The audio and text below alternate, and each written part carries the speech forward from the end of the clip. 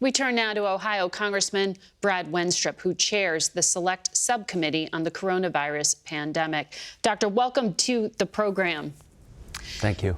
There are 18 different intelligence agencies in this country, no consensus on COVID's origins, 2 intel agencies undecided, 4 say it was natural transmission.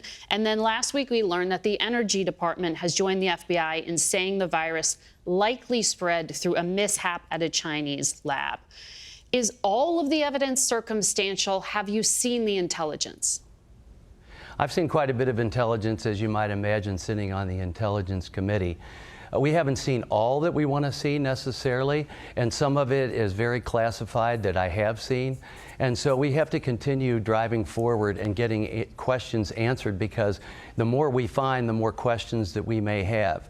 So you do have a variety of opinions, and really what we are trying to do is to follow the breadcrumbs, if you will, look at the forensics of what took place. Obviously, this is one of the more serious things that has ever happened to mankind. And so it is important to find the origins of COVID. Do you expect the FBI and the Energy Department to testify to your committee? There may come a time for that. I would hope that they do it willingly. So if this was indeed the result of a lab leak, what is Congress doing to prevent this from ever happening again? I'm hoping at the end of the day with the subcommittee that we have a bipartisan product that can really help us with our readiness going into the future. I keep using a variety of terms that we want to be able to predict a pandemic. We want to prepare for a pandemic. We want to protect ourselves from a pandemic and hopefully prevent a pandemic. And that should be our goal. And we're going to have to work with a lot of scientists and specialists to be able to do that. But we have to get to the truth of what actually happened in this pandemic. Well, in terms of the specifics, I know the White House is said to be considering recommendations from the National Science Advisory Board for Biosecurity to put oversight on gain-of-function experiments. Those are the things that, I guess, genetically alter a virus to enhance its functions and maybe make it more deadly. This was allegedly what was happening at this lab in Wuhan.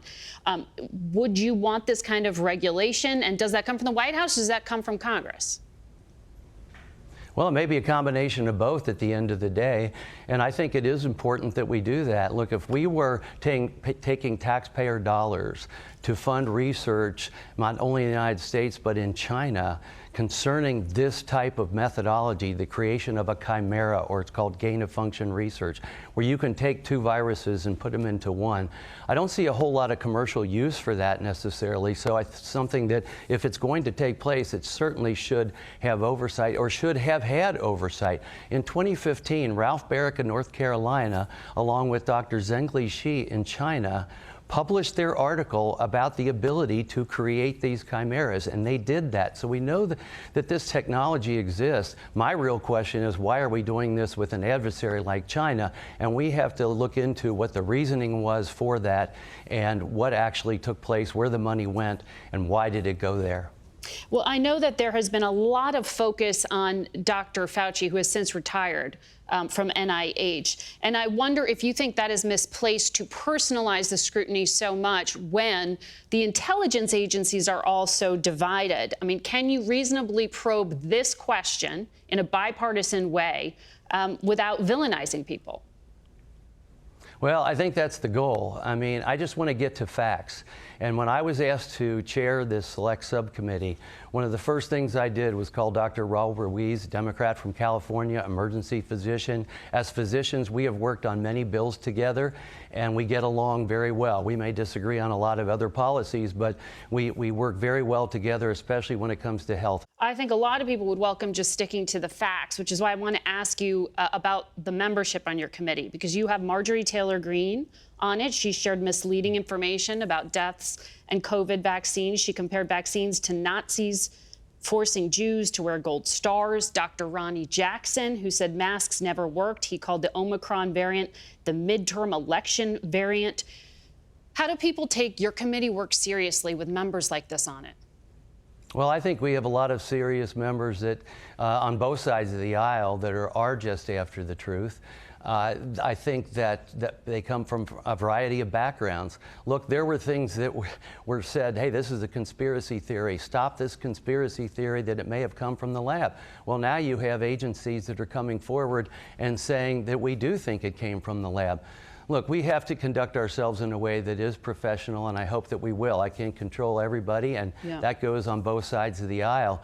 Dr. Ruiz can't either. But at the same time, what I'm seeing from all the members is that they have backgrounds of severe interest, significant interest. They either owned a business, they're healthcare providers, they're concerned about the adverse events that may come from the vaccine. These are legitimate things for Americans to be concerned about. And through this process, I think we took doctors out of the equation all too often and left it up to non-physicians to tell America how to treat themselves. You're from Ohio, so I want to make sure I ask you about what was a second train derailment from Norfolk Southern in your state yesterday on top of this toxic one.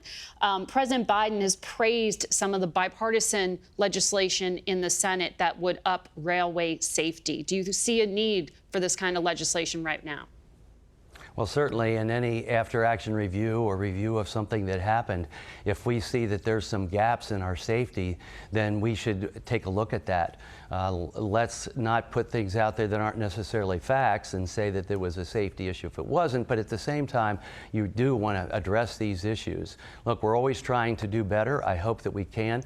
And the other thing that I would like to see come out of all this, especially with the one where there was such a chemical toxic reaction and with the fires that were started from the derailment, is do we have a standard operating procedure of how we manage a community, what our reaction is from the government, what are we looking for, how do we protect our people? Let's make sure that we have a good standard operating procedure.